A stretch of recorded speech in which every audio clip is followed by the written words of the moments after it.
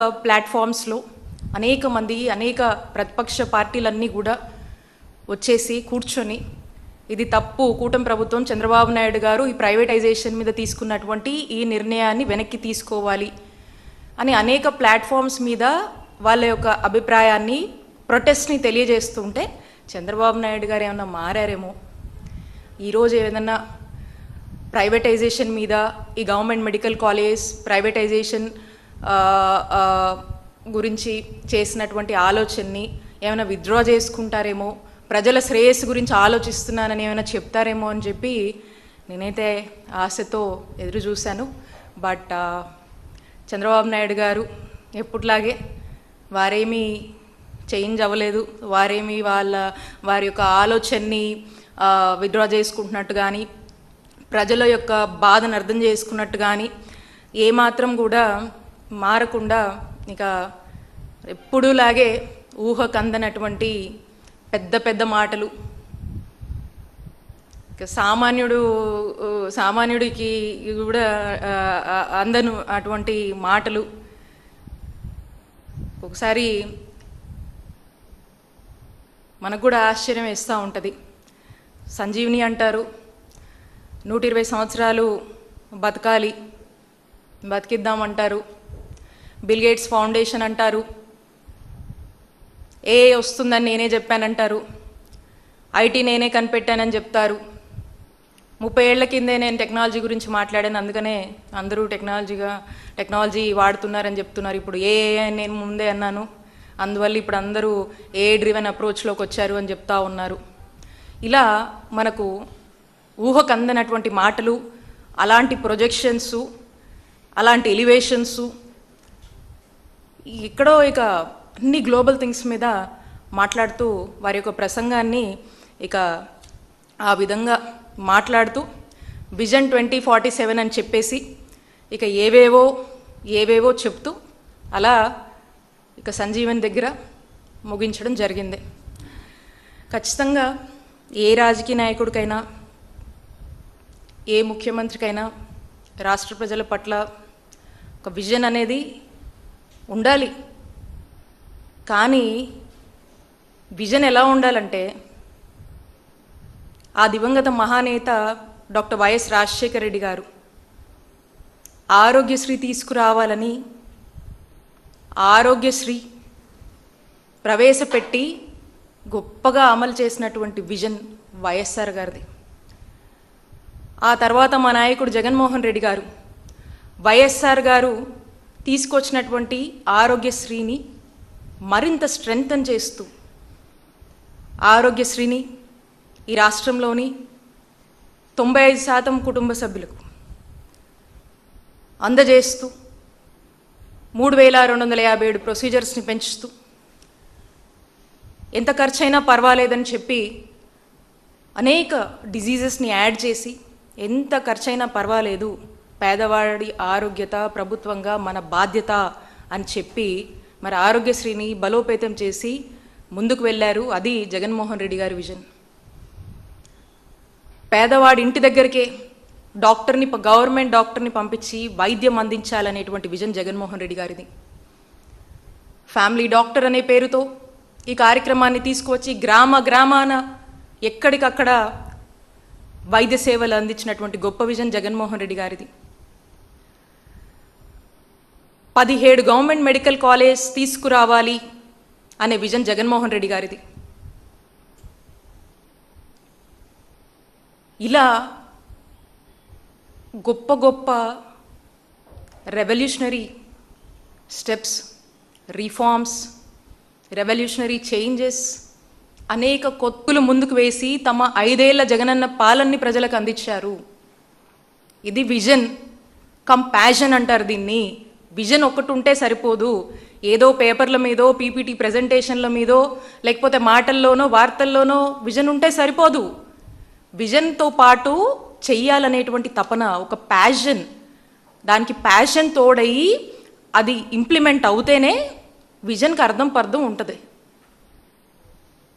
ఇక ఇలాంటి మాటలతో ఈరోజు చంద్రబాబు నాయుడు గారు ప్రసంగాన్ని ముగించారు. మనం చూసినట్టయితే ఇది చంద్రబాబు నాయుడు గారి ప్రజెంటేషన్. సరే ఏం చెప్తున్నారా అని ఆసక్తితో చూసాం. డెమోగ్రఫిక్ పర్స్పెక్టివ్స్ అని మొదలుపెట్టారు ఇలా. దీంట్లో ఏం మాట్లాడుతున్నారు? 2026లో పాపులేషన్ ఎలా ఉండబోతుంది, భారతదేశం ఎలా ఉండబోతుంది, 2030లో ఎలా ఉండబోతుంది, 2036లో ఎలా ఉండబోతుంది, 2047లో ఇండియా ఎలా ఉండబోతుంది, చైనా ఏమవబోతుంది, గ్లోబల్గా ఏమవబోతుంది, ఏమేం జరగబోతుంది, ఎంత పాపులేషన్స్ పెరుగుతున్నారు, ఏ ఏజ్ గ్రూప్కి ఏమవబోతుంది అని చెప్పేసి ఇక ఏవేవో గ్లోబల్ డెమోగ్రఫిక్స్తో ఇక ఇలాంటి మాటలతో మాట్లాడుతూ ఇక అలా వారి ప్రసంగాన్ని మొదలుపెట్టారు. ఇక ఇందులో మనం చూస్తే ఈ స్టాటిస్టిక్స్ అంతా కూడా గ్లోబల్ లెవెల్లో, నేషనల్ లెవెల్లో, గ్లోబల్ లెవెల్లో ఏదో వరల్డ్ పర్స్పెక్టివ్స్ మాట్లాడేస్తూ ఉన్నారు. ఈ రాష్ట్రం పరిస్థితి లేదా నేను ఎక్కడన్నా చూశాను, ఈ పీపీపీ అంటూ ఈ ప్రైవేటైజేషన్ ఆఫ్ మెడికల్ కాలేజ్ మీద ఏం మాట్లాడబోతున్నారని చూస్తూ ఉన్నాను. దాన్ని లీస్ట్ ప్రయారిటీ ఇచ్చి ఇదేం మా ప్రయారిటీ కాదు అన్నట్టుగా వారి విధానంలోనే వారు ఇక వారి యొక్క పెద్ద పెద్ద మాటలతో ముందుకు వెళ్ళారు. దీంట్లో కొన్ని హైలైట్స్ ఇచ్చారు.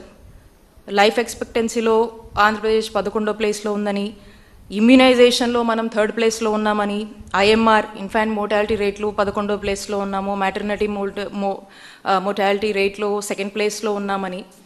ఇవన్నీ ఒక రోజులో సాధ్యమవుతాయా? అలాగే ఇన్స్టిట్యూషనల్ డెలివరీస్లో మనం 4th ప్లేస్లో ఉన్నాము, పబ్లిక్ ఇన్స్టిట్యూషనల్ డెలివరీస్లో 26th ప్లేస్లో ఉన్నాము, ఎలక్ట్రానిక్ హెల్త్ రికార్డ్స్లో 1st ప్లేస్లో ఆంధ్రప్రదేశ్ ఉందని, అక్రిడేట్ ఇన్స్టిట్యూషన్స్ సంబంధించి 3rd ప్లేస్లో ఉన్నామని. ఇక్కడ మీరు అందరూ గమనిస్తే ఈ ర్యాంక్స్ అన్నీ and especially when comes to digitalization of health records, electronic health records, Andhra Pradesh in Jaganna's governance, we are the pioneers in digitalization of health records. మనకు అనేక నేషనల్ అవార్డ్స్ వచ్చాయి జగనన్న హయాంలో. అనేక సార్లు ఏదైతే ఢిల్లీలో కొన్ని కాన్ఫరెన్సెస్ హెల్డ్ చేశారో మేము పార్టిసిపేట్ చేసినప్పుడు ఆంధ్రప్రదేశ్ రాష్ట్రాన్ని చూసి మిగతా రాష్ట్రాలు నేర్చుకోండి, ఏ విధంగా అడ్వాన్స్డ్గా ఉన్నారో.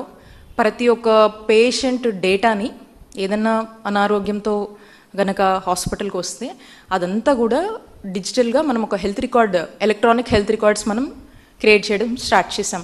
దాంట్లో వీ ర్యాంక్ నంబర్ 1. ఇప్పుడు సరే ఇందులో రాశారు, బాగానే ఉంది. ఇదంతా కూడా ఇంతో ఉన్నటువంటి సిచ్యువేషన్స్ నుంచి ఈ స్టేజ్కి వచ్చి ఈ రాష్ట్రానికి ఒక గుర్తింపు వచ్చింది, చక్కటి వైద్య సేవలు అందించాము. మన దేశంలో ఆంధ్రప్రదేశ్ రాష్ట్రము వీటిలో ముందుందంటే దానికి కారణం మా నాయకుడు జగన్మోహన్ రెడ్డి గారి ప్యాషన్ అండ్ విజన్ అని గుర్తు చేస్తూ ఉన్నాను. జస్ట్ లైక్ దాట్ ఏదో ఇవన్నీ ఓవర్ నైట్ జరిగిపోలేదు. దీనికి చాలా కష్టం ఉంది. ప్రతి దానికి కూడా ఏదో హాస్పిటల్స్ ఉన్నాయంటే ఉన్నాయి కాదు, ఒక హాస్పిటల్ ఉండాలి, దానికి సరిపడే స్టాఫ్ ఉండాలి, ఫంక్షనింగ్లో ఉండాలి, మందులు అందుబాటులో ఉండాలి, టైంకి ఎవరైనా పేషెంట్ వస్తే ఆ డాక్టర్స్ అక్కడ ఉన్న వాళ్ళు అటెండ్ అవ్వాలి, వాళ్ళకి సరైన ట్రీట్మెంట్స్ ఇవ్వాలి, వాళ్ళకి కావాల్సినటువంటి అన్ని రకాల ఫెసిలిటీస్ అక్కడ మనం ఇచ్చినప్పుడే గవర్నమెంట్ హాస్పిటల్స్ మీద ప్రజలకు ఒక ట్రస్ట్ అనేది ఫస్ట్ వస్తుంది, ఒక హోపు, ట్రస్ట్ అనేది బిల్డప్ అవుతుంది.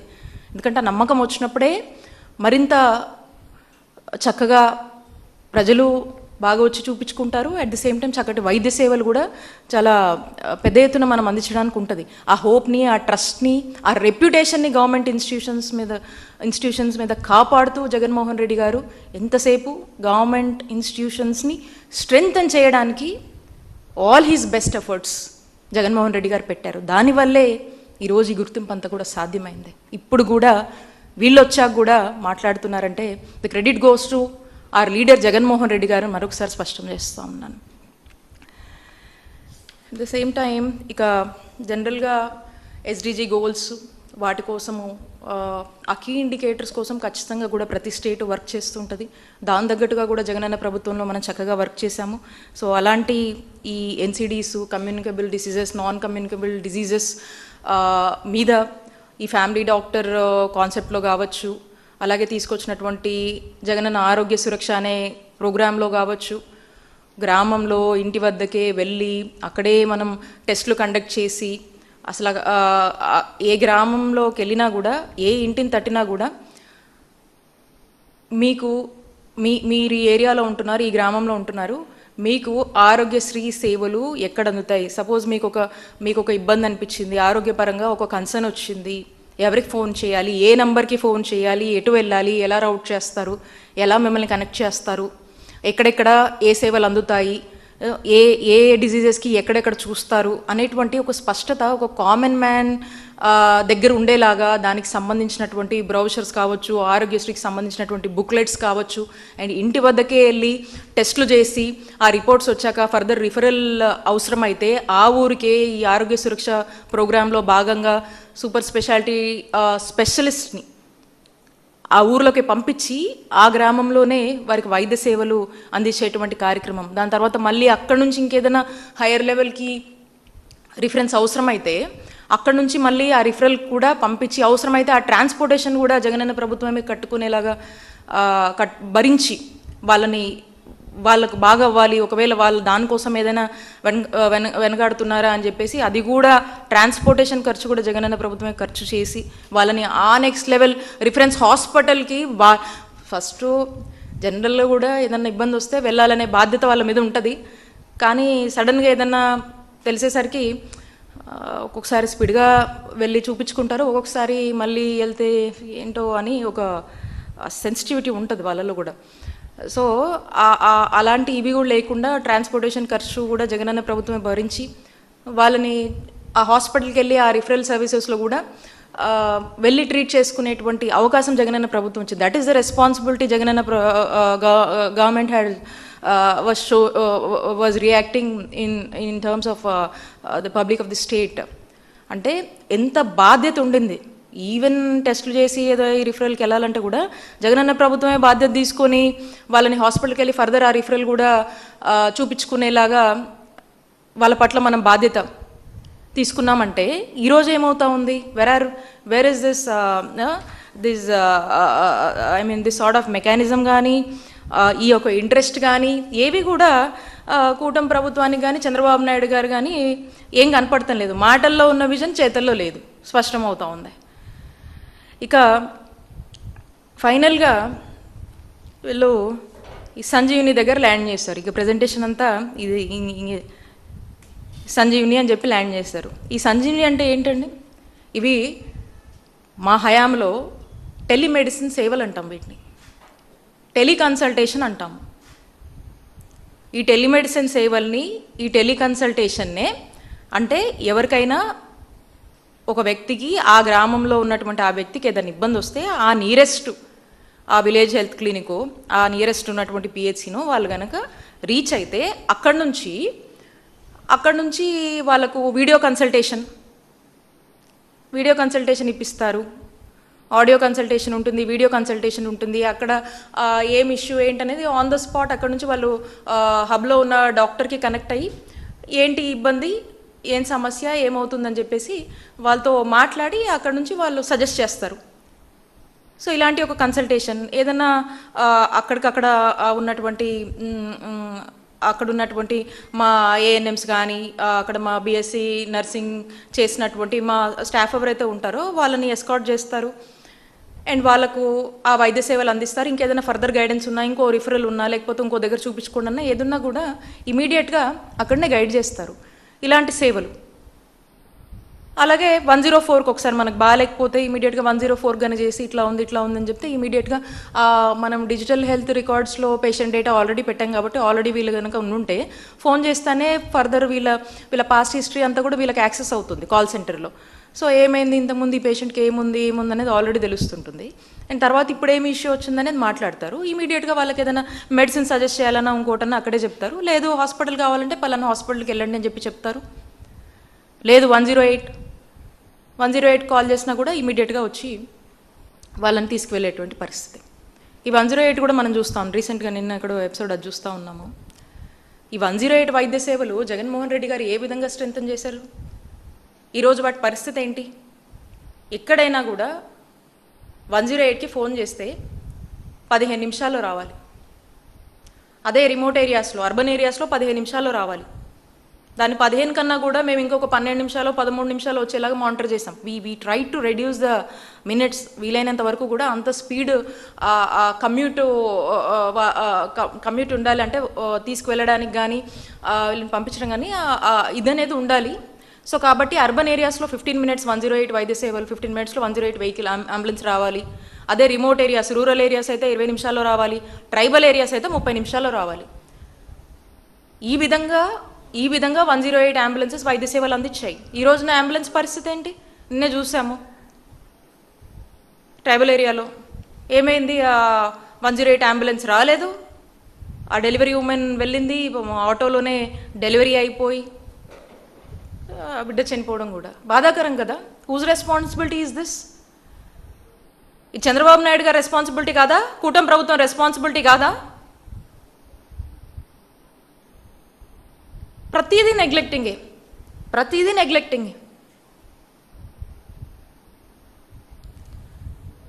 ఈ విధంగా the least bothered on health, ఈ విధంగా ఇంత నెగ్లెక్టెడ్ సెక్టార్గా మరి హెల్త్ సెక్టారు చంద్రబాబు నాయుడు గారి ప్రభుత్వంలో మనం చూస్తూ ఉన్నాము. ఇక ఏదో ఈ సంజీవిని తీసుకొస్తున్న మనుషుల్ని 120 సంవత్సరాలు అందరు బతకాలి, సగటున అందరూ కూడా 120 సంవత్సరాలు బతకాలి, ఈ 120 సంవత్సరాలు బతికిచ్చేందుకు నేను బిల్ గేట్స్ ఫౌండేషన్తో టైఅప్ అవుతున్నా, డింక్ అని చెప్పి టాటా వాళ్ళతో ఈ ప్రాజెక్ట్తో ఒక ఒప్పందం చేసుకుంటున్నాము, వాళ్ళు ఈ వైద్య సేవలన్నీ అందిస్తున్నారు, అది ఇదని చెప్పేసి, అంటే ఇంకో రకంగా మనము ఆల్రెడీ ఈ టెలిమెడిసిన్ సర్వీసెస్, ఈ టెలికన్సల్టేషన్, ఇవన్నిటికీ అన్ని రిసోర్సెస్ మన ప్రభుత్వ రంగంలో అవైలబుల్ ఉన్నటువంటి అన్ని రిసోర్సెస్, అంటే లైక్ యూసే డాక్టర్స్ కావచ్చు, నర్సెస్ కావచ్చు, సపోర్టింగ్ స్టాఫ్ కావచ్చు, అన్నీ మనకున్నటువంటి రిసోర్సెస్లోనే చాలా తక్కువ ఖర్చుతో, అంటే ప్రభుత్వ ధనాన్ని చాలా వృధా చేయకుండా అవసరమైనంత వరకు లీస్ట్ ఖర్చుతో మనకున్న రిసోర్సెస్తో వీటిని మనం నడిపాము. ఇప్పుడు ఏవేవో పెద్ద పెద్ద మాటలు చెప్పి అక్కడ టైఅప్ ఇక్కడ టైఅప్ అని చెప్పి ఇది మళ్ళా ప్రైవేట్ వాళ్ళకు ఇంకోరికి డబ్బులు ఇవ్వడము, కొత్తగా ఇదేదో సేవలు మనకు తెలియనట్టు పేరు మార్చి ఏదో ఇంట్రడ్యూస్ చేస్తున్నట్టు ఈ విధంగా కలరింగ్ ఇస్తూ ఉన్నారు. ఇది ఈ ప్రోగ్రామ్. దీనికి అనేక మాటలు, ఇక కొత్తగా పెద్ద మాటలు, కొత్త మాటలు అన్నీ కూడా చెప్తా ఉన్నారు. అట్ ది సేమ్ టైం మనం చూస్తూ ఉన్నాము ఆరోగ్యశ్రీ మీద మాట్లాడుతూ ఉన్నారు.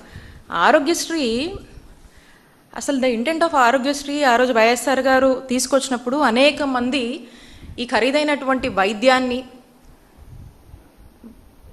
ఆ ఖరీదు వల్ల అప్పుల పాలైపోయి ఈ వైద్యాన్ని నోచుకోక ఎంతోమంది ప్రాణాలు కోల్పోతున్నారు. ఈ రాష్ట్ర ప్రజల ప్రాణాలు కాపాడాలి, అప్పుల పాలైపోతున్నారు, ఈ ఖరీదైన వైద్యం భారం అయిపోతూ ఉంది, ఈ రాష్ట్ర ప్రజలు ఈ కష్టంలో ఉంటే దీని గురించి ఒక మంచి నిర్ణయం చేయాలి, వీళ్ళని కాపాడేందుకు ఒక గొప్ప ఆలోచన చేయాలని చెప్పేసి ఒక గొప్ప ఆలోచన చేసి ఆరోగ్యశ్రీ అనే పథకాన్ని తీసుకువచ్చి ఎంతోమంది లక్షల మంది ప్రాణాలు కాపాడారు. మరి ఈ రోజున మనం చూసాం తర్వాత జగన్మోహన్ రెడ్డి గారు దీన్ని ఎన్ని డిజీజెస్ అయినా పర్వాలేదు, ఎక్కువ ప్రజలు, పేదవాడు ఎక్కువ ఏదో ఆప్ట్ చేస్తున్నాడు, ఏ డిజీజెస్ కోసం ఎక్కువ వస్తున్నాడని కూడా దాని మీద కూడా ఒక రీసెర్చ్ చేయించారు, దాని మీద స్టడీ చేశారు, అనేక రివ్యూస్ కండక్ట్ చేశారు. అంటే ఎక్కువ శాతం ఓపీకి వచ్చినప్పుడు ఏ డిజీజెస్ అడుగుతున్నారు, అవేమన్నా మనం అన్కవర్డ్ డిజీజెస్ ఉన్నాయా, ఒకవేళ ఎక్కువ శాతం అదే అడిగితే వాళ్ళకు భారం అవుతుంది కాబట్టి ఆ డిజీజెస్ని ఆరోగ్యశ్రీ కింద తీసుకొచ్చేసేయండి, అవి మనం యాడ్ చేద్దాము, సో ఫ్రీగా ప్రజలు చూయించుకోవచ్చు అని చెప్పేసి అలా జల్లెడేసి మైక్రో లెవెల్లో హాస్పిటల్స్లో, మా టీచింగ్ హాస్పిటల్స్లో ఉన్నటువంటి అన్ని సిహెచ్సిస్ కావచ్చు, పిహెచ్సిస్ కావచ్చు, ఎక్కడి నుంచి ఎక్కడికి మొత్తం అంతా కనెక్టెడ్ కాబట్టి ఈ ప్రివెంటివ్ అండ్ క్యూరేటివ్ కేర్లో భాగంగా అన్ని కన్సర్న్స్ని స్టడీ చేసి 3257 ప్రొసీజర్స్ని ఆరోగ్యశ్రీలో మనం ఉన్నటువంటి ప్రొసీజర్స్కి పెంచి స్ట్రెంగ్తన్ చేస్తూ ఎంత ఖర్చైనా పర్వాలేదు రాష్ట్ర ప్రభుత్వం భరిద్దామని చెప్పేసి అడుగులు ముందుకు వేశారు జగన్మోహన్ రెడ్డి గారు. మరి దాని తర్వాత 5 లక్షలు ఉన్నటువంటి లిమిట్ని పర్ ఫ్యామిలీకి 25 lakhs తీసుకెళ్లారు జగన్మోహన్ రెడ్డి గారు. ఇదేదో వీళ్ళు 25 lakhsకి తీసుకెళ్ళాము, కొత్త ఆరోగ్యశ్రీ కార్డ్స్ ఈ 25 lakhs లిమిట్ వరకు కూడా పెంచారని చెప్పేసి దీని మీద కొత్త కార్డ్స్ కూడా ప్రింట్ చేసి జనవరిలో మనం డిస్ట్రిబ్యూషన్ కూడా చేసాం ఓవరాల్ స్టేట్ మొత్తం కూడా. అవన్నీ ఉన్నాయి, ఎన్ని ఎప్పుడో జరిగిపోయినాయి. ఇప్పుడేదో వీళ్ళు సరే ఆరోగ్యశ్రీ పేరు మార్చారు, అది మీకే తెలియాలి. పక్కన పెడితే ఏదో వీళ్ళు వచ్చేసి వీళ్ళు రాగానే అర్జెంటుగా 25 లక్షలు వీళ్ళే చేసినట్టు, ఇదేదో వీళ్ళు కొత్తగా కనిపెట్టినట్టు చంద్రబాబు నాయుడు గారు మాటలు చెప్తా ఉన్నారు. ఏంటిది? ప్రజలు పిచ్చోళ్ళ? జనం గమనించట్లేదు అనుకుంటున్నారా? ఆల్రెడీ జనం దగ్గర కార్డ్స్ ఉన్నాయి, దాని మీద 25 లక్షల వరకు కూడా లిమిట్ ఉందని ఉంది. ఇప్పుడు మీరు కొత్తగా చెప్తే ఏమనాలి దీన్ని? దాన్ని మళ్ళీ ఎలా చెప్తున్నారంటే, ఇంతకుముందు మేము ఈ వచ్చేసి మేమంతా 1.43 crore పాపులేషన్కి మేము ఇచ్చేవాళ్ళం బీపీఎల్. సో దీంట్లోనే దాదాపుగా మనకు చూసినట్టయితే 95% of the population, almost close to 95% of the population in the state మనం కవర్ చేసేవాళ్ళం, హౌస్ హోల్డ్స్ని మొత్తం మనం కవర్ చేసేవాళ్ళం. ఇప్పుడు వీళ్ళు ఏమంటారంటే మేము 1.63 crore హౌస్ హోల్డ్స్ని ఆల్మోస్ట్ 100%ని మేము రీచ్ అయ్యాము, మేము కవర్ చేస్తున్నాము, 25 lakhs ఇస్తున్నామని చెప్పి చెప్తా ఉన్నారు. అయితే ఇక్కడ మనం గమనించాల్సినటువంటి అంశం ఏంటంటే, ఇందులో ఈ ఏపీఎల్ బీపీఎల్ బిలో పవర్టీ లైన్లో మనం 1.43 crore పీపుల్ని మనం హౌస్ హోల్డ్స్ని మనము ట్యాకిల్ చేసాం ఈ ఆరోగ్యశ్రీ కింద, ట్రస్ట్ కింద. ఇప్పుడు వీళ్ళు ఇంకొక 20 లక్షలు పెంచామని చెప్తున్నారు. ఈ 20 లక్షలు పెంచిన వాళ్ళంతా ఎవరంటే ఏపీఎల్ కేటగిరీకి వస్తారు. అంటే వీళ్ళు అబవ్ పవర్టీ లైన్. అంటే ఒక మాటలో చెప్పాలంటే వీళ్ళలో గవర్నమెంట్ హాస్పిటల్కి చల్తా ఎంతమంది వస్తారో మనం చెప్పలేం, అది ఎంతమంది వచ్చి ట్రీట్మెంట్కి ఇష్టపడతారో మనకు చెప్పలేం. అది ఈ అబవ్ పవర్టీ లైన్లో ఉన్నటువంటి పీపుల్ వాళ్ళు చూస్ చేసుకోవచ్చు, చేసుకోకపోవచ్చు, వాళ్ళకి మల్టిపుల్ ఆప్షన్స్ ఉంటాయి. బట్ అయినప్పటికీ వాళ్ళని ఫోర్స్డ్గా ఈ కేటగిరీలోకి తీసుకొచ్చారు. ఓకే తీసుకొచ్చారు.